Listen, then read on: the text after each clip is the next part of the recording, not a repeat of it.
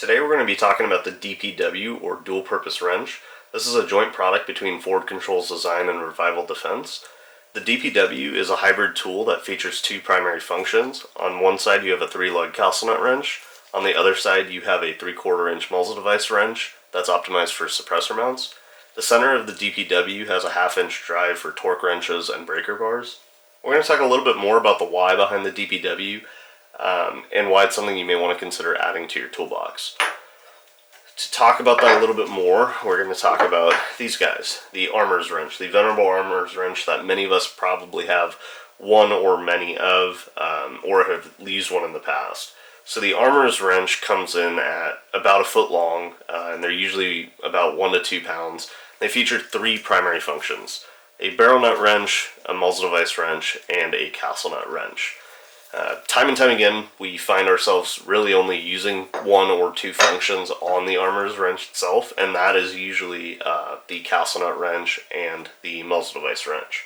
So what we wanted to do with the DPW is essentially take a tool that had a combination of the 2 tools that we use the most off of an armor's wrench and make it into a much more compact, easier to carry around, easier to store form factor, which is the DPW itself.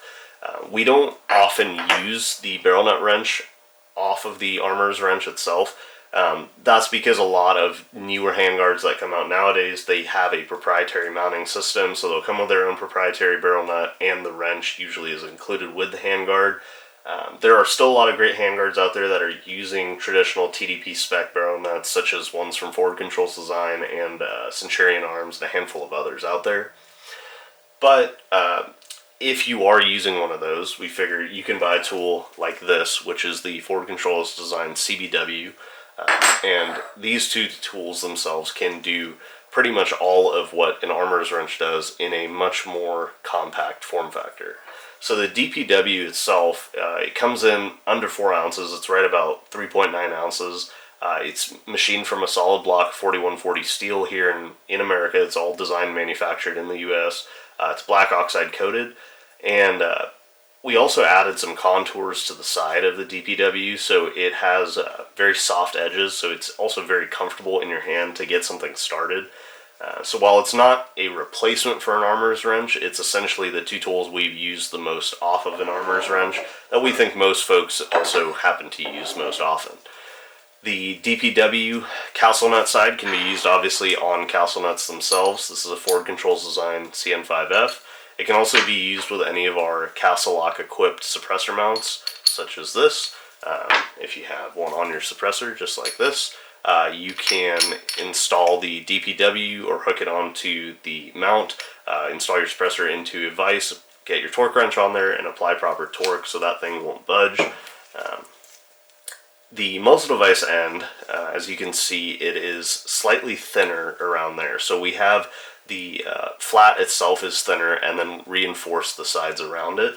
And what that allows you to do is it allows you to utilize this with both standard A2 style muzzle devices such as this that have a larger flat on the rear, along with suppressor mount muzzle devices. This is a 6315 RF. As you can see there, let's see if you can see the difference here. You have a slightly smaller flat on those. This is a Knights Armament QDC 3-prong, and so what that looks like is if you take the DPW muzzle device end and install it on there, the wrench is not going to extend past the rear of the muzzle device. Why that's important, this is a 3P15 flash hider, is that if you were installing your muzzle device into a very tight space, let's say you're using something like a 13.5 inch handguard, 14.5 inch barrel, you don't have a ton of space behind your barrel when you are installing your muzzle device.